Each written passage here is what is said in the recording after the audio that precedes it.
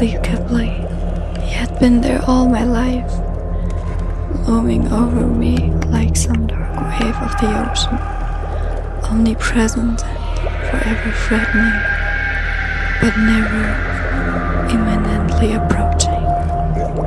He was always there with me, but he never came close. I would catch him out of the corner of my eye, or see him standing from a long way off.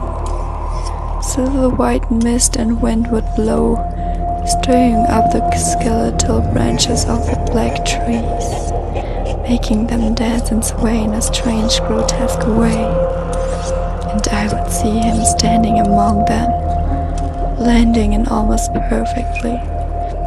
When he stepped closer, he was so hard to miss, and yet nobody ever seemed to see him but me.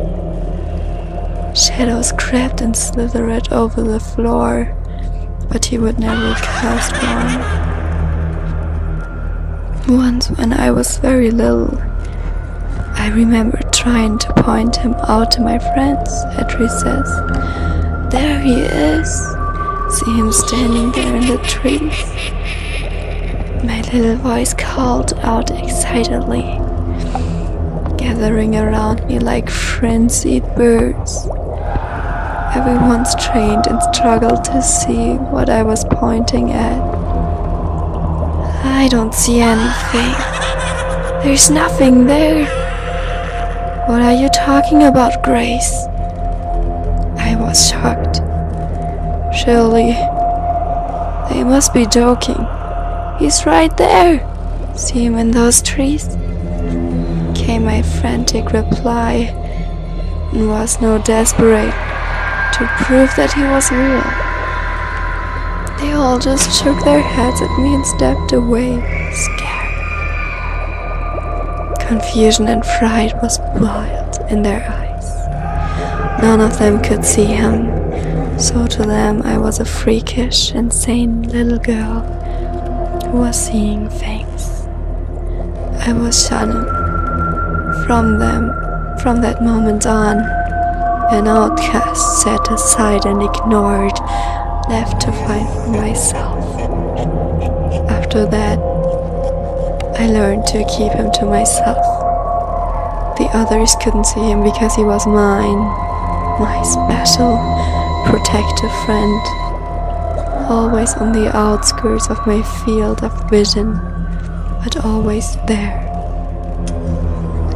I was special, and that was why he had chosen me, and why the others could not see him.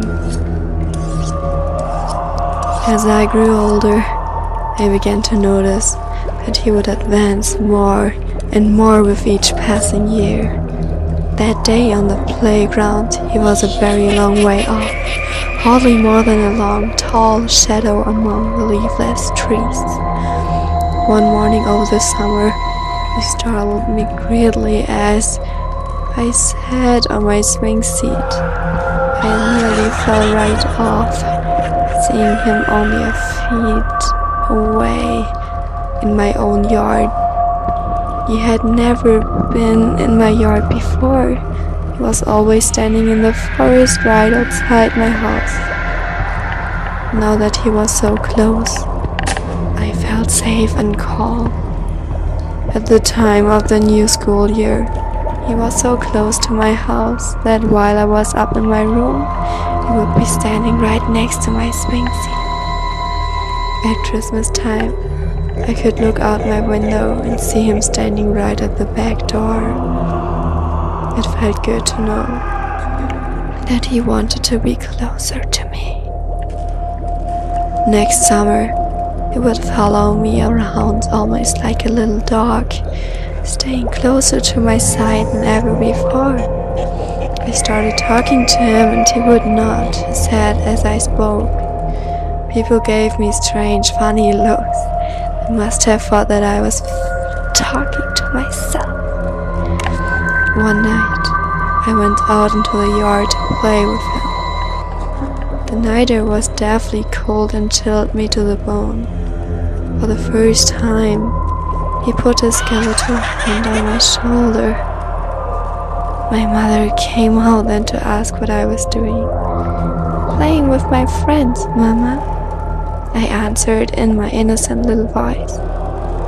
But Grace, honey, there is nobody out here but you, she said, the same fear and confusion apparent in her wide blue eyes that I had seen in my friends. Mama, I know you can't see him, but he really is here. She dismissed it as simply a little girl letting her imagination run wild. Near the end of that summer, Mama had to take me to the hospital. The doctor said I was very sick. I remember Mama leaning over my little hospital bed, stroking my hair and telling me that everything was going to be okay. And I knew that she was right, because my friend stood right to my bed too.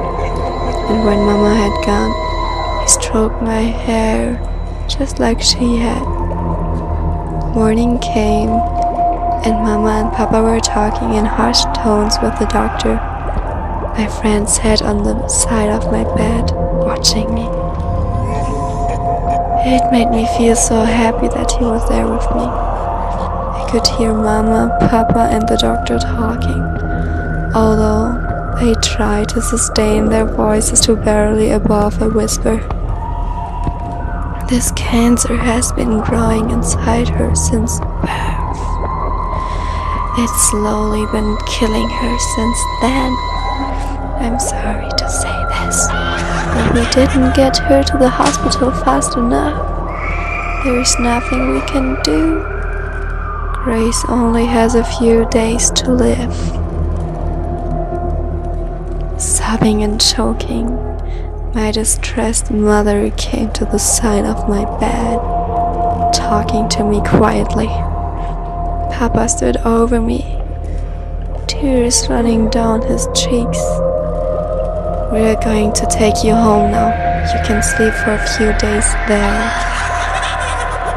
Mama gasped through her tears. Laying in the warmth and comfort of my bed, I could see my friend standing over me. He stayed faithfully and loyally by my side all through the night and all the next day. When the next night crept over everything like a slinking black cat, it got closer and closer.